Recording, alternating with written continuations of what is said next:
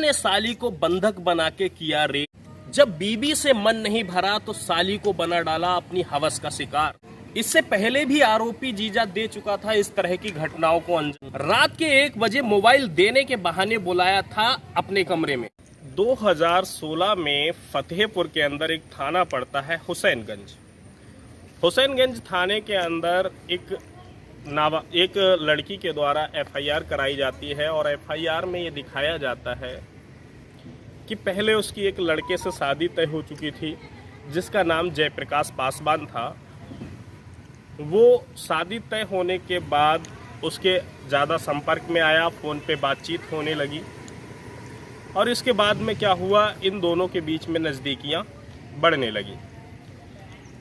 दोनों के बीच में जब नज़दीकियाँ बढ़ने लगी थी तो लड़का जो था वो लड़की को अक्सर मिलने के लिए बुलाने लगा और उस बीच में उस लड़के ने उस लड़की के साथ दुष्कर्म किया, शारीरिक संबंध बनाए और वो भी ज़बरदस्ती।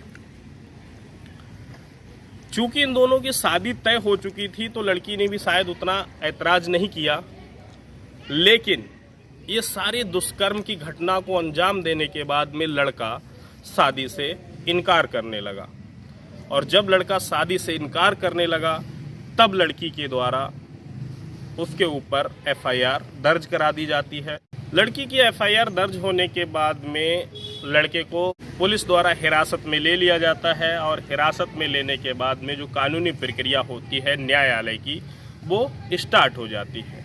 काश उस लड़के को उस समय ही बड़ी सजा दे दी जाती, काश न्यायालय का फैसला पहले आ जाता तो शायद एक रेप की घटना और होने से बच जाती।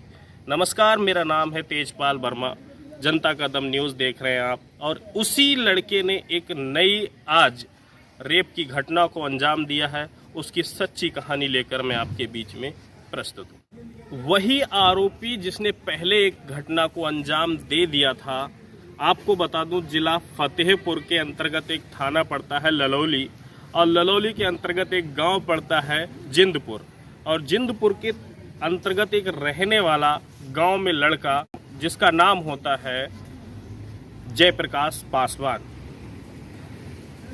जयप्रकाश पासवान की उम्र लगभग 32 साल होती है। जब ये पहली घटना को अंजाम दे चुका होता है तो शायद जो दूसरे रिश्ते वाले इसके घर पे आते हैं उनको उस पहले वाली घटना के बारे में जानकारी नहीं होती है और 2016 में जो इसके ऊपर जो ये घटना कर चुका होता है, इसके बाद इसकी शादी थाना गाजीपुर के अंतर्गत आने वाले एक गांव से हो जाती है।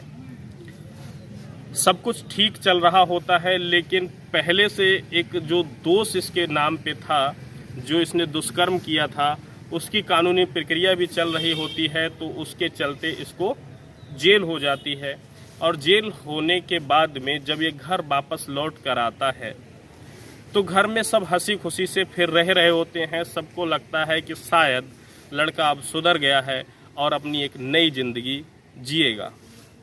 लेकिन कहते हैं ना कि जैसे चोर की फितरत ही होती है चोरी करना, एक पहलवान की फितरत होती है कुश्ती लड़ना, वैसे ही इन अपराधियों का काम ही होता है अपराध करना।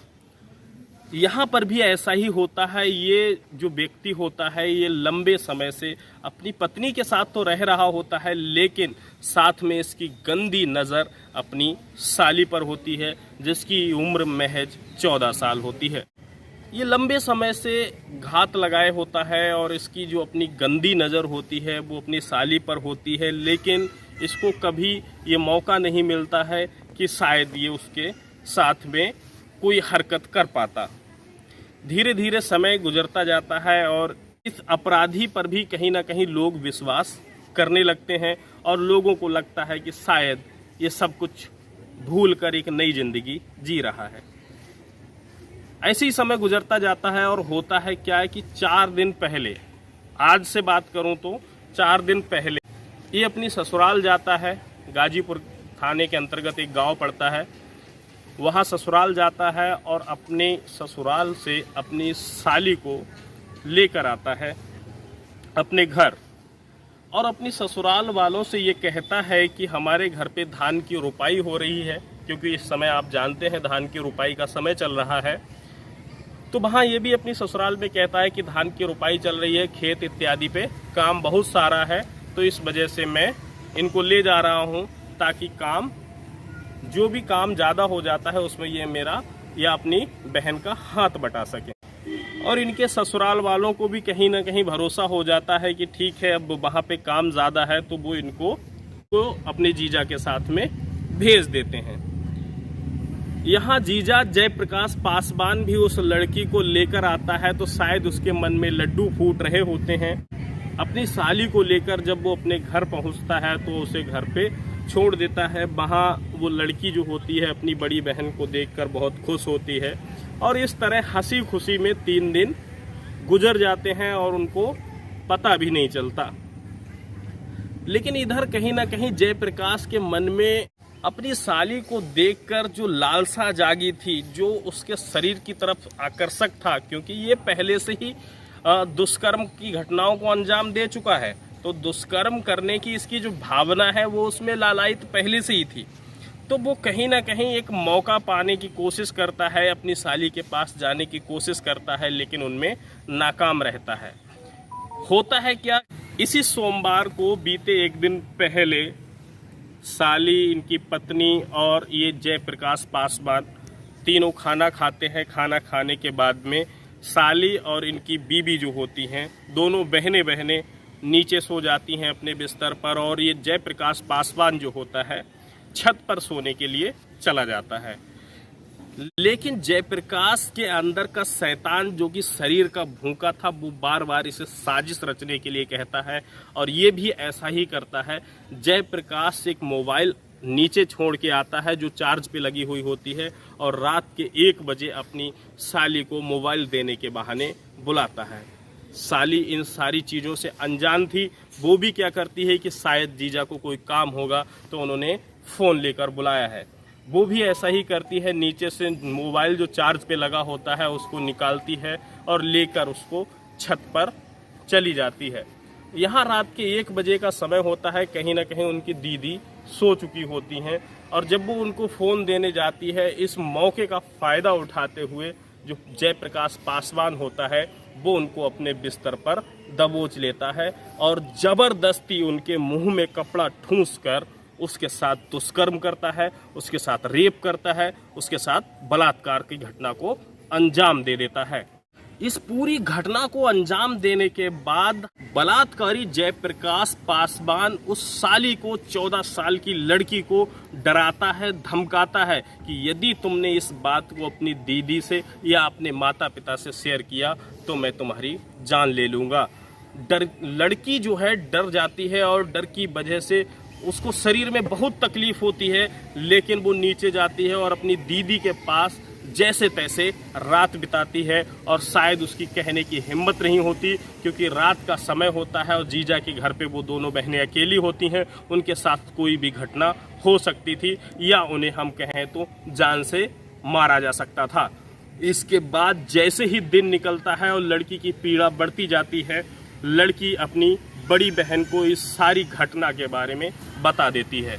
जब बड़ी बहन ये सुनती है कि मेरे ही पति ने मेरी छोटी बहन के साथ इस तरह का घिनौना अपराध किया है, उसके पैरों तले ज़मीन खिसक जाती है। थोड़ी देर तो वो समझ नहीं पाती है कि मुझे क्या करना चाहिए, लेकिन आखिर एक छोटी बहन की बड़ी बहन है और वो अपना फ़र्ज निभाते हुए सबसे पहले अपने घर फ़ोन करती है।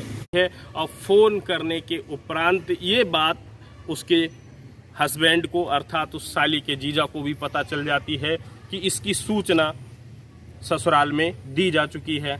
वो क्या करता है, इन दोनों को ताले के अंदर बंद कर देता है और वहाँ से खेत पे काम करने निकल जाता है।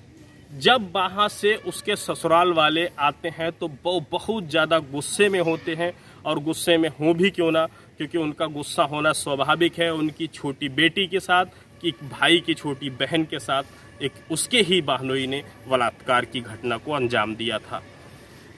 जब वो वहाँ पर पहुँचते हैं तो देखते हैं कि उसका जो दोषी जीजा है वो वहाँ पर नहीं होता है, खेत पे काम करने गया होता है। पड़ोसियों के द्वारा उसको फ़ोन करवाया जाता है, और जब वो मौके वारदात पे घर पे पहुँचता है तो गुस्साए ससुराल वाले जो होते हैं लाठी डंडों से उसको बहुत ज़्यादा पीटते हैं और पीट पीट के उसकी भी हालत नाजुक हो जाती है।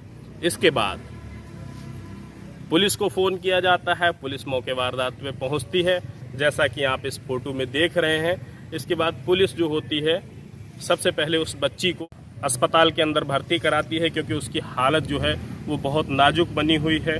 और इसके बाद में वो आरोपी हत्यारा, हम कहें तो दुष्कर्म को अंजाम देने वाला जयप्रकाश पासवान, उसको भी बहुत चोट आई होती है, क्योंकि जो गांव वाले होते हैं और उसके ससुराल वाले होते हैं वो दोनों मिलकर उसको बहुत मारते हैं।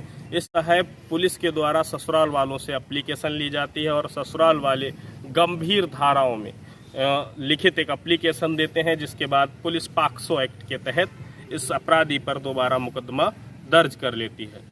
अब देखना ये होगा कि एक नहीं बल्कि दो बार लड़कियों के साथ बलात्कार जैसी घटना को अंजाम दे चुके इस जयप्रकाश पासवान को न्यायालय क्या सजा देता है। फिलहाल आपने अपना कीमती समय दिया, हमारी खबर को देखा सुना, उसके लिए आपका दिल से धन्यवाद। कहानी को सुना के हमारा उद्देश्य आपकी भावनाओं को ठेस पहुंचाना नहीं है, ना ही आपको आहत करना है, बल्कि समाज में छुपी इस तरह की कुरीतियों को उजागर करना है, ताकि समाज में हो रहे इस तरह के अपराधों को कम किया जा सके। इसी के साथ आशा करता हूं कि आपका सब्सक्राइबर के रूप में हमें सहयोग मिलेगा, जिससे जल्द ही हमारा परिवार बड़ा परिवार बनेगा।